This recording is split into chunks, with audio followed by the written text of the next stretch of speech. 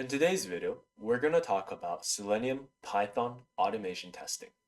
First, let me introduce Selenium and Python. So Selenium was originally developed by Jason Huygens in 2004. Selenium is open source. Selenium consists of Selenium IDE, Selenium Grid, Selenium RC, and Selenium WebDriver. Selenium has web browser capability with different browsers such as Chrome, Edge, Firefox, and HTML Selenium also has multi-system capability, so it's compatible with Windows, Mac, Linux. Selenium works well with multiple programming languages such as Python, which we'll be talking about in today's video, but also Java, C#, Ruby, and PHP. Selenium is mainly used to test web browsers for use interface functional tests. It can also be used to test mobile devices. So in order to understand how to use Selenium, we first have to talk about some basic concepts: web elements, locators, and web drivers. So first, what are web elements? Well, these are just the text boxes, the buttons, the links, the drop-down list, all those different elements on a web page. And what are locators? Well, locators are things that Selenium uses to find those web elements. And they're similar to addresses in real life, phone numbers or emails to find people. And so some examples of locators we have right here. For example, we have byId, which locates elements whose ID attribute matches the search value. And so these are just examples of how we find these different web elements using locators in Selenium. We also have byName, which locates elements whose name attribute matches the search value. We also have byClass, which locates elements whose class name contains the search value. We also have byCSS_selector, locates elements matching a CSS selector. ByLinkText, locates anchor elements whose visible text matches the search value. ByXPath, which locates elements matching the XPath expression. ByTagName, which locates elements whose tag name matches the search value. ByPartialLinkText, which locates anchor elements whose visible text contains the search value. And so, as you can see, there's a lot of different locators that we can use. And some of these are used more often than others. For example, I know that byId, byName, and byClass, byCSS selectors, these are used very often. ByXPath is used very often as well.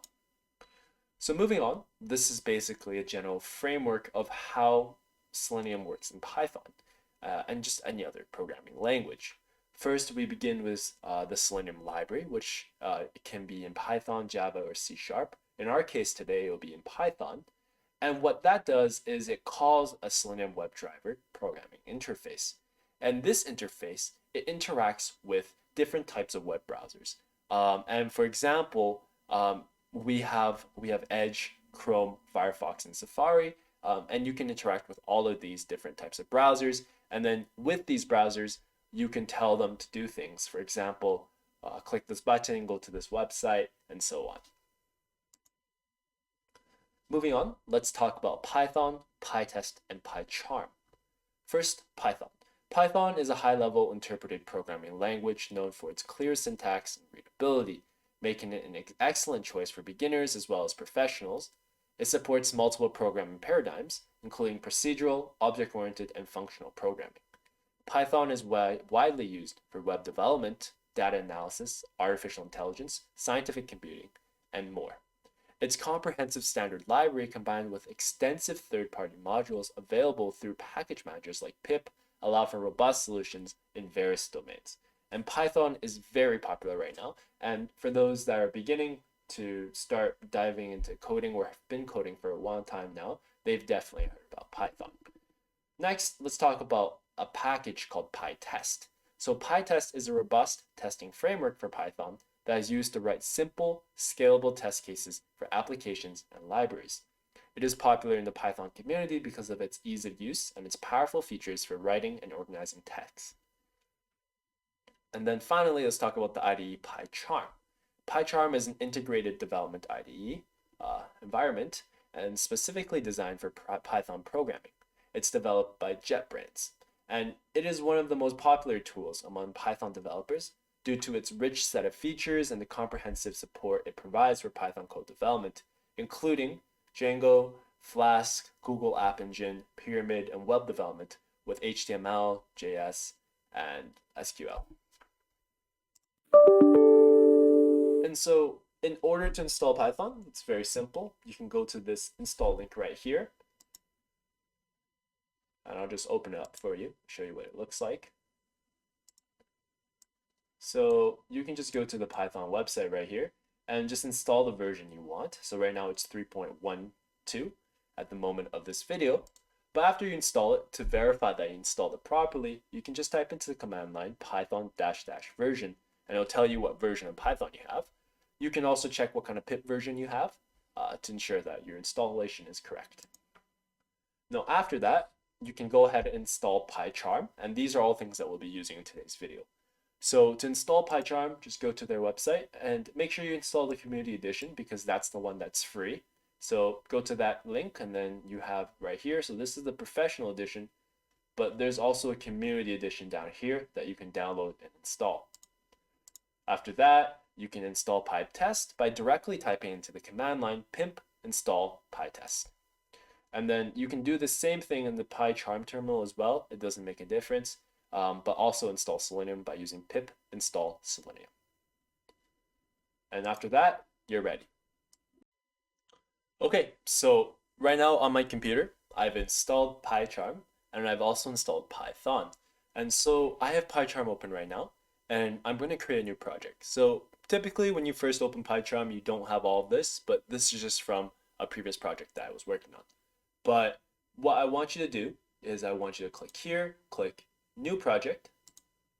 I want you to click create a name for the project. So we'll just name this Python Tutorial 1 or something. Yeah, Python Tutorial 1. And then choose the location you want to save it. I don't want to create a Git repository for this, and custom environment, I'll choose that. And then I will choose a Python type and Python interpreter right here. So this is my Python version 3.12.2. Go ahead and click create. I'm going to create a new window and it actually opened on my other window, so I'm going to drag that open and I'm actually going to put this on the other window, so get this out of the way. Okay, so I have my IDE open now. So before I do anything, I'm going to install PyTest and install Selenium. So to install PyTest, you just type pip install PyTest. Very simple. I just clicked the terminal right here and I just opened it and I just installed it. So that's done. So for me, it says requirements already satisfied because I already have PyTest installed. But for you, it'll outpour a bunch of different stuff in your console. And at the very bottom, it should say that successfully installed. Next, I'm going to install Selenium. So I'm going to type pip install Selenium. And again, I have Selenium already installed, so it says requirement already satisfied. Perfect. So now what I'm going to do is I'm going to create a directory. So I'm going to go under the main folder right here. I'm going to create a new directory, and I'm going to name it, test. So I'm going to name it test, and now I have my new directory. And what I'm actually going to do is I'm actually going to copy over some code. So I'm going to go under test here and I'm going to paste this. But this is what I have. I'm going to paste this file called conf test. And for you, you can just right click here and create new and click Python file to create the Python file. But I already have a Python file to save some time. But the first thing I do on the top is I import PyTest and I import Selenium, the two packages that we installed. And so in this file, I actually specify some things. So the first thing I specify is I use this tag at pytest.fixture, and then I define a method or function below. And what this tag is basically saying is that we're going to allow this function as an argument. And what I mean is we're going to allow to pass this function into another function as an argument. So for example, if I type down here, if we have our function, for example, foo, then we can pass this Chrome function as an argument later, like this. So you can do foo Chrome, but I'll show you this later and show you how it works a little bit more. So that's what this tag does. And below, you just define your function as normal. So I define my function Chrome. I have basically I specify this options as Chrome options, and then I include these different tags and different settings for the Chrome options by add experimental option, and then I define my WebDriver as Chrome, and then I basically have the WebDriver now. And then after I'm done, I do driver.quit to tear down. So this is conf test.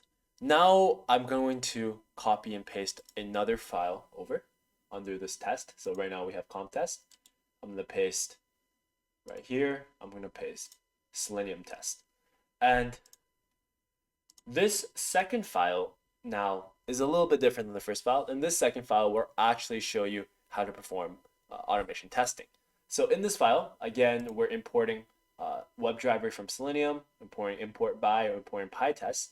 And in here, we have two different tests. We have test one, which is basically we're passing the Chrome, which is the function from the conf test right here, conf test. We're passing that as an argument to this test one and test two. And within the two different functions, we have chrome.get this URL. So we go to that URL. We have the title is equal to the title of that web page. And then we're asserting that the title is equal to this homepage at ADM Lucid. So that's test one. For test two, we're going to this website, and then we're grabbing the URL of our Chrome browser, and then we're seeing if we're actually at that website. So that's test two. So I can go ahead and run test one by clicking this play button in PyCharm. And what it'll do is it'll actually pop up a browser. So on my other window, but I dragged it over, and then it does that. So then it'll show you it passed. And then if I do test two, do the same thing. It opened on my other browser, but I'm just going to drag it over. And it's asserting if the URL is the right URL. And that one passes. Another way you can test all of the different tests inside your file is you can actually go to terminal and you can type pytest. And what this does is it grabs both of your tests that we have here, or if you have more tests, it'll grab all of your tests and it'll basically test each of them. And so that was the first one. Now it opens the second one, I drag it over, closes that one.